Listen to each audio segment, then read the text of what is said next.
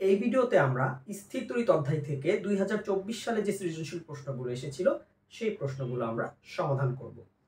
শুরুতে যে প্রশ্নটি সমাধান করব সেটি ঢাকা বোর্ড 2024 সালে। ঢাকা বোর্ড 2024 সালে ধারক ও ধারকত্ব, সমান্তরাল পাত ধারকের যে ধারকত্ব বা সঞ্চিত শক্তি, এই রিলেটেড সৃজনশীল প্রশ্ন এসেছিল। তাহলে দেখো, একটা সমান্তরাল পাত ধারকের চিত্র দেওয়া আছে, যেখানে যে দুটি সমান্তরাল পাত, এই পাতের মধ্যবর্তী দূরত্ব কত দেওয়া আছে? 2 সেন্টিমিটার দেওয়া আছে এবং বিভব পার্থক্য কত? 150 ভোল্ট। চিত্র অনুযায়ী সঞ্চিত শক্তি দেওয়া আছে 9.96 × 10⁻⁻9 জুল।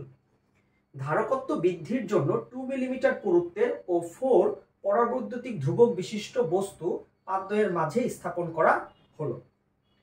ধারকের পাতের ক্ষেত্রফল নির্ণয় করতে বলেছে এবং ধারকত্ব বৃদ্ধির কৌশল সঠিক ছিল কিনা সেটি আমাদেরকে বলেছে। তাহলে চলো সমাধান শুরু করি। প্রথমে গ নাম্বার আমাদের বলেছে কি? গ নাম্বারে বলেছে ধারকের পাতের ক্ষেত্রফল কত। একটা বিষয় দেখো, তুমি যদি ক্ষেত্রফল বের করতে চাও, তুমি যদি সমান্তরাল পাত ধারকের যে প্রতিটি পাতের যে ক্ষেত্রফল, এই ক্ষেত্রফল যদি বের করতে চাও, তাহলে সমান্তরাল পাত ধারকের সূত্র কি আছে? C = ε0 KA/D। যেহেতু পুরো কাঠামোটি চিত্র অনুযায়ী, চিত্রের কথা যদি বলি, এই চিত্র অনুযায়ী কিন্তু কাঠামোটি কি করা হয়েছে? বায়ু মাধ্যমে ঘটানো হয়েছে। তাহলে বায়ু মাধ্যমে পরাবৈদ্যুতিক ধ্রুবকের মান কত? 1। গ নাম্বার যেটা করবো এটা কিন্তু কি? চিত্র অনুযায়ী, কিন্তু কারণ চিত্র অনুযায়ী কোন মাধ্যম? বায়ু মাধ্যম। তাহলে সূত্র দাঁড়ায় C = ε0A/D, যেখানে তুমি ε0 এর মান জানো 8.854 × 10⁻⁻12 coulomb square per metre square per newton. এ আমি ক্যালকুলেট করব। আমার এখানে যে সমান্তরাল পাত, সেটার দূরত্ব কত বলেছে? 2 সেন্টিমিটার। তাহলে 0.02 মিটার। এইরকম একটা সিনারিও কিন্তু ডেভেলপড হয় যে আমি এ নির্ণয় করতে চাচ্ছি, সেখানে আমার ε0 এর মান আমি জানি, ডি এর মান আমি জানি, কিন্তু ঝামেলা যেটা সেটা হচ্ছে আমি সি এর মান জানি না। আমার নির্ণয় করতে হবে ক্ষেত্রফল, ধারকের পাতের ক্ষেত্রফল, কিন্তু আমি এই ধারকত্বের মান জানি না। কিন্তু এই ধারকত্বের মান আমি জানতে পারি একটা ইনফরমেশন থেকে, সেটা হচ্ছে সঞ্চিত শক্তি আমাকে দেওয়া আছে। আর আমরা জানি যে সমান্তরাল পাত ধারকে সঞ্চিত শক্তির অনেকগুলো সূত্রই আছে, 3টি সূত্র আছে। তার মধ্যে যেহেতু এখানে দেওয়া আছে কি কি? দেওয়া আছে বিভব পার্থক্য। V = দেওয়া আছে 150 ভোল্ট। ওকে। সঞ্চিত শক্তি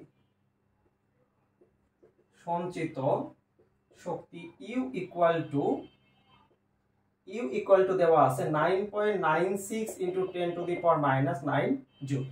ওকে। তাহলে UV আমার দরকার কি?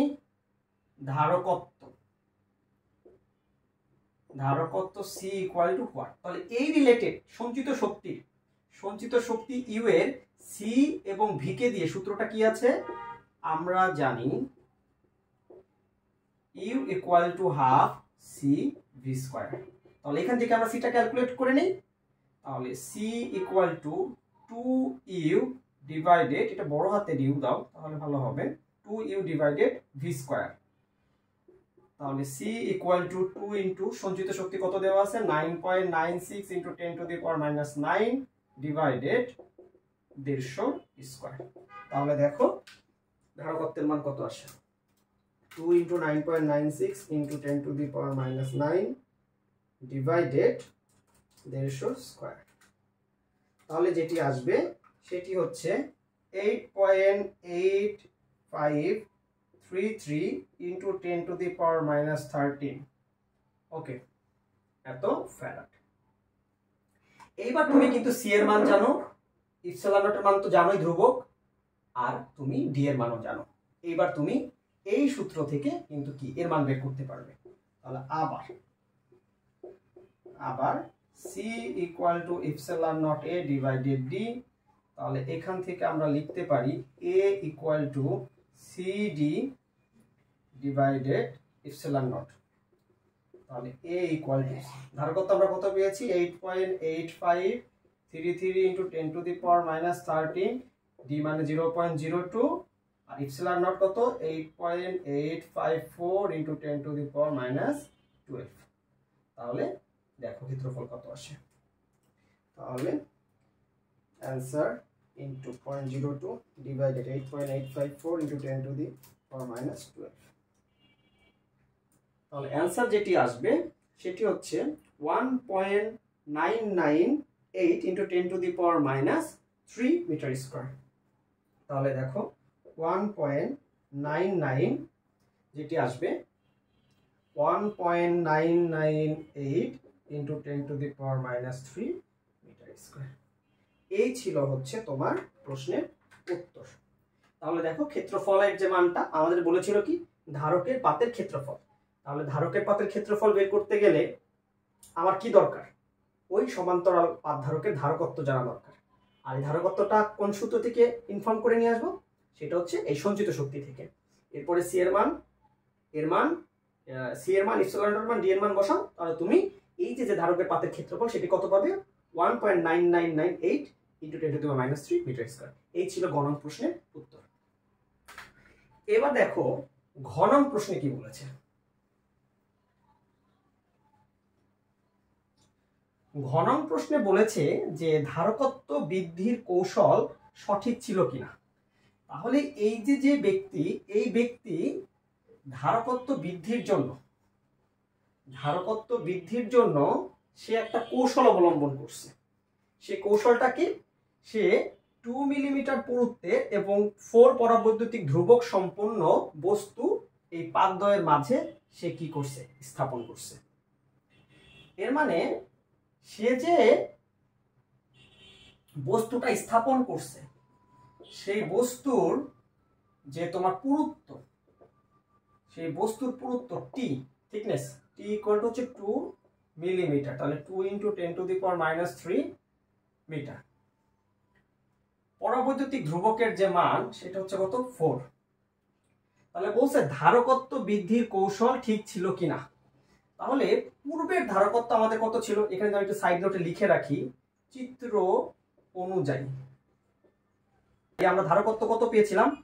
চিত্র অনুযায়ী আমাদের যে ধারকত্বটা সেটা ছিল 8.853 into 10 to the power minus 13 farad, তাই না।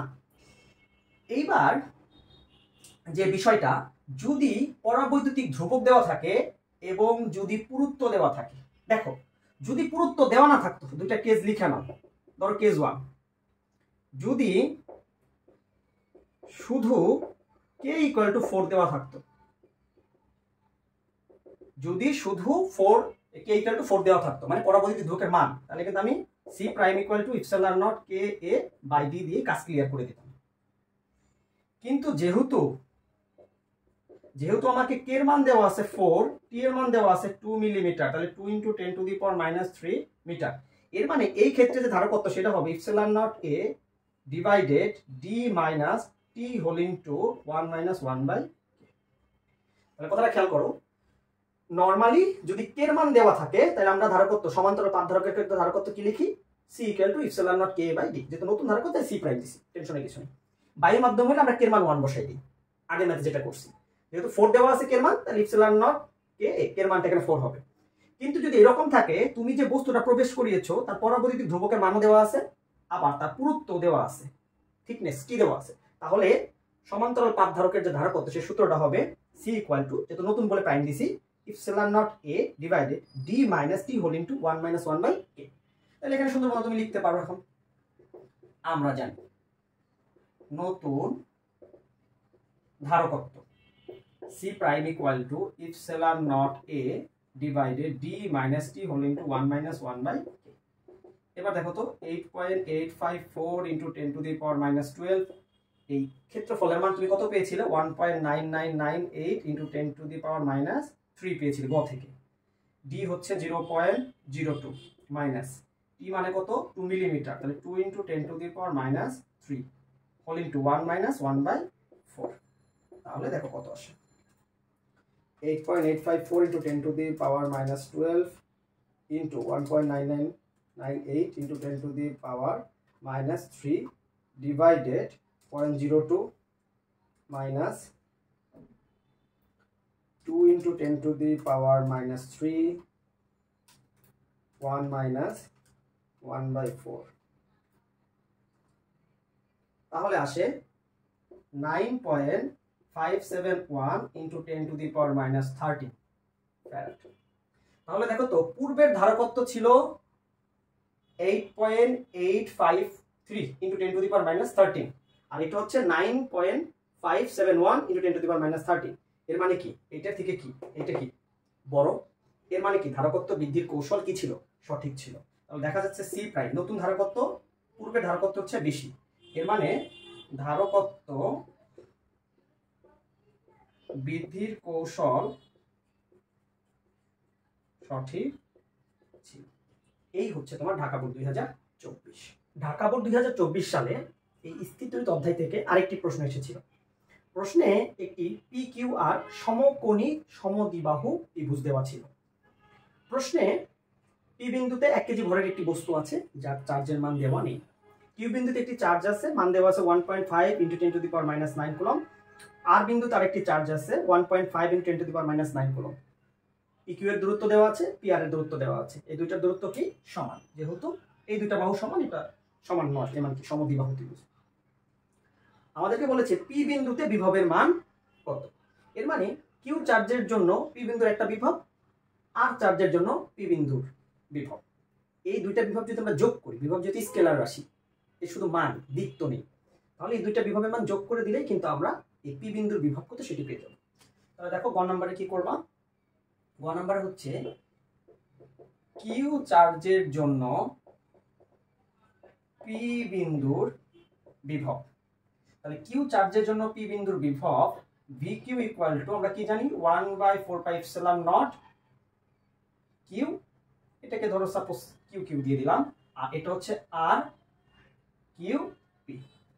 তাহলে কিউ চার্জের জন্য, কিউ চার্জের না লিখে কিউ বিন্দুর লেখো, কিউ বিন্দুর চার্জের জন্য পি বিন্দুর বিভব। তাহলে V Q equal to 1/4πε0 Q Q, Q বলতে বিন্দু বুঝিয়েছি, আর তাদের দূরত্ব কত কিউ পি। ওকে, এবার আমরা আর বিন্দুর চার্জের জন্য পি বিন্দুর বিভব লিখতে পারি V R equal to 1/4πε0 Q R divided R R P. তাহলে সুতরাং পি বিন্দুর বিভব VP equal to V Q plus V R. তাহলে 1/4πε0, যেহেতু এই দুইটা দূরত্বই সমান, তারপর এক লাইন একটু বেশি করি, আর Q P plus 1/4πε0 Q R divided R R P. ওকে, এবার দেখো কি করি। এখানে আমি স্পষ্ট দেখতে পাচ্ছি যে এই যে দুইটা দূরত্ব, এই দুইটা দূরত্ব কিন্তু কি আসলে সমান, 2√2 2√2, এই দুইটা দূরত্বই কিন্তু কি সমান। তাহলে এবার আমরা একটা কাজ করতে পারি, সেটা হচ্ছে আসলে এইটার মান আসলে সেমই আসবে। দেখো তো কিউ বিন্দুর যে চার্জের মানটা আর আর বিন্দুর যে চার্জের মান, এই চার্জের মানও কি আসলে একই। তাহলে আমরা যে কাজটা করতে পারি, অত বোঝার দরকার নাই, তুমি 1/4πε0 শুধু কমন নাও, আর কিছু দেখা লাগবে না যে সমান আছে কি না আছে। বেশি স্মার্ট হইতে গেলেই ভুলের সূত্রপাত শুরু হয়। এবার তুমি মান বসাও, 9 into 10 to the power 9, 1.5 into 10 to the power minus 9, 2√2 plus 1.5 into 10 to the power minus 9, 2√2। যদিও একই, তারপর আমার কথা মান বসিয়েই করো, এত দরকার নেই। তো 9 into 10 to the power 9 গুণন 1.5 into 10 to the power minus 9 divided 2√2। তাহলে পাবো হচ্ছে 9.546 ভোল্ট। এই হচ্ছে তোমার পি বিন্দুর বিভবের মান। তাহলে পি বিন্দুর বিভবের মান কত আসলো? পি বিন্দুর বিভবের মান আসবে হচ্ছে 9.546 ভোল্ট। তাহলে আমাদের বলেছিল পি বিন্দুর বিভবের মান কত। তাহলে কিউ বিন্দুর চার্জের জন্য পি বিন্দুর বিভব বের করবা, আর বিন্দুর চার্জের জন্য পি বিন্দুর বিভব বের করো। এরপর সিম্পলি কিউ বিন্দুর বিভব আর বিন্দুর বিভব, দুটো বিভব যদি তুমি যোগ করে দাও তাহলে তুমি পাবা কি পি বিন্দুর বিভব। আর বিভব যেহেতু স্কেলার রাশি সেটা আমার দিক নিয়ে টেনশন করার কিছু নেই, মান বের করে যোগ দিয়ে দিলেই হয়ে গেল। এই ছিল গ নাম্বার প্রশ্ন। এবার ঘ নাম্বার প্রশ্নের দিকে দেখি কি বলছে।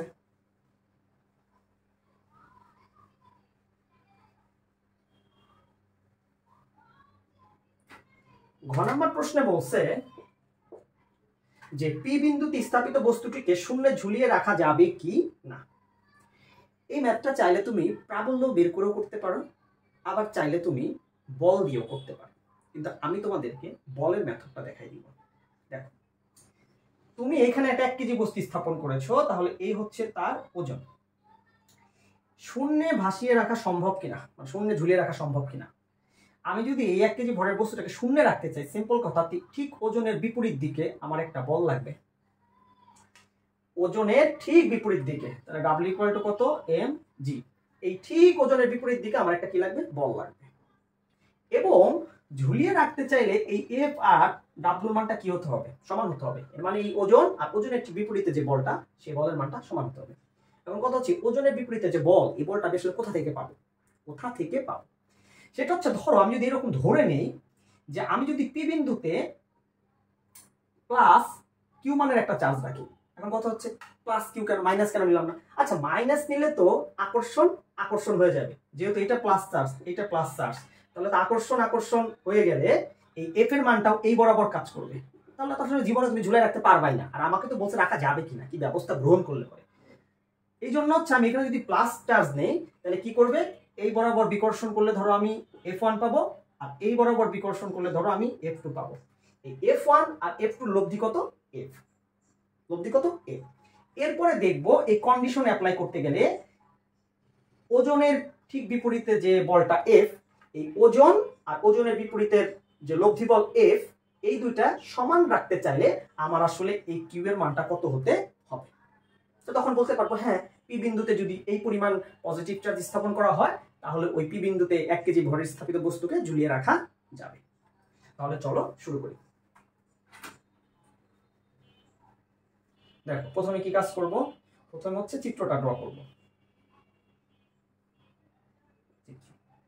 ওকে, 1.5 × 10⁻⁹, 1.5 × 10⁻⁹, 2√2 2√2।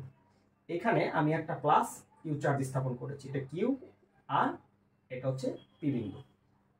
ওকে, ওজন পরে বের করব, আগে বলের ফয়সালাটা করি।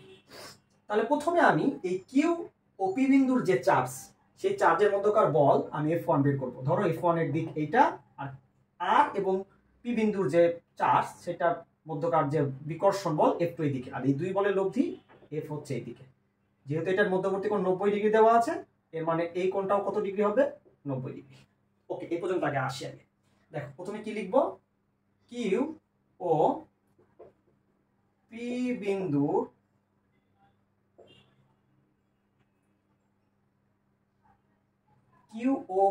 বিন্দুর চার্জের মধ্যকার বিকর্ষণ বল। ধরো F1 = 1/4πε0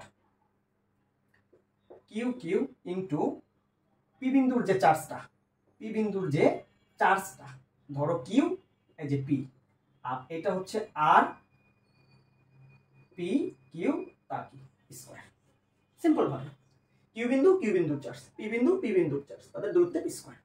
ওকে, তাহলে এখান থেকে আমি একটা লাইন করে রাখি, F1 = 1/4πε0, এটার চার্জ কত, 1.5 × 10⁻⁹, আর পি বিন্দুর চার্জ কত ধরে নিছি, কিউ, আর এটা কত, 2√2 তার স্কয়ার। এখানে একটা কথা আমি লিখে রাখি যে ধরি পি বিন্দুতে, এই কথাটা শুরুতে লেখা উচিত ছিল, ধরি পি বিন্দুতে প্লাস কিউ মানের চার্জ স্থাপন করলে বস্তুটিকে ঝুলিয়ে রাখা সম্ভব। তাহলে এখান থেকে আমি F1 এর মানটা বের করি। তো দেখো তো, এটুকুর মান 9 × 10 to the power 9, 9 × 10 to the power 9 into 1.5 × 10 to the power -9 divided 2√2 তার হোল স্কয়ার। এর মানে এটা করলে পাবো 1.6875 আর সাথে কিউব রয়ে গেল। ওকে, এবার F2। এবার দেখো তো এই F2 মান আমি তাই পাবো না, কারণ 1/4πε0 থাকতেছে। আমার আর বিন্দুর যে চার্জের মানটা দেওয়া সেটাও কি এটা, আবার এই পি বিন্দুতে যে চার্জের মান সেটা কি কিউ, আবার দূরত্ব কত আছে 2√2, এর মানে আমি এই মানটাই পাবো। তারপরেও আমি একটু লিখি 1/4πε0, যাতে যারা নতুন তারা দেখলেও বুঝো। আর বিন্দুর চার্জ ইন্টু পি বিন্দুর চার্জ ডিভাইডেড আর কি, আর পি তার কি স্কয়ার। তাহলে এইটা রেজাল্ট করলেও তুমি কি পাবা, সেই 1.6875 কিউ পাবা। এইবার আমরা এই F1 আর F2 কি লব্ধি বল বের করব হচ্ছে F। তাহলে দেখো তো F = √F1 square F2 square 2F1 F2 cos alpha. তাহলে F1 এর F2 এর মধ্যবর্তী কোণ কত, 90 ডিগ্রি, কারণ বিপরীত কোণ এটা 90 দেওয়া আছে, তাহলে বিপরীত কোণ সরি কত 90 ডিগ্রি হবে। এর মানে কি এটা আলফার মান, আলফা = 90 ডিগ্রি। তাহলে আলফা = 90 ডিগ্রি, তাহলে cos 90 মানে কত 0। এর মানে এখানে থাকতেছে √F1 স্কয়ার F2 স্কয়ার। এবার আমি বলছি কি যে পি বিন্দুতে যদি প্লাস কিউ মানের চার্জ আমি স্থাপন করি তাহলে বস্তুটা ঝুলিয়ে রাখা সম্ভব। এবার ঝুলিয়ে যদি আমি রাখতে চাই শর্ত মতে যদি আমি ঝুলিয়ে রাখতে চাই তাহলে আমার কি হতে হবে, শর্ত মতে ঝুলিয়ে রাখতে চাইলে F = W হতে হবে। এর মানে আমি যদি ঝুলিয়ে রাখতে চাই তাহলে ওজন আর হচ্ছে ওজনের ঠিক বিপরীতে যে F1 আর F2 যে লব্ধি বল, এই দুটার মান কি হতে হবে, সমান হতে হবে। এবার আমি দেখব এই দুইটার মান সমান করতে চাইলে ওজন এবং ওজনের ঠিক বিপরীতে যে লব্ধি বলটা, এই দুইটার মান যদি আমি সমান পাইতে চাই, আর এই দুইটার মান সমান করা মানে কি বস্তুটাকে ঝুলিয়ে রাখা সম্ভব। তাহলে এই দুইটার মান সমান করতে চাইলে আমার এই কিউ এর মানটা কত হতে হবে, কিউ এর মানটা সেটা আমরা বের করব। তাহলে দেখো, তাহলে আমরা সেই কিউ এর মানটা বের করব। তাহলে F = W। তাহলে F মানে আমরা কি পেয়েছি, F মানে পেয়েছি √F1 স্কয়ার F2 স্কয়ার, আর W মানে কত mg। তাহলে উভয় পাশে স্কয়ার করে দাও, তাহলে F1 square plus F2 square mg তার স্কয়ার। এবার F1 আর F2 এর মান বসিয়ে দাও। F1 মানে কত 1.6875 কিউ তার স্কয়ার প্লাস F2 মানে তো একই মান 6875 কিউ তার স্কয়ার ইকুয়াল টু ভর কত 1 কেজি 9.8 তার স্কয়ার।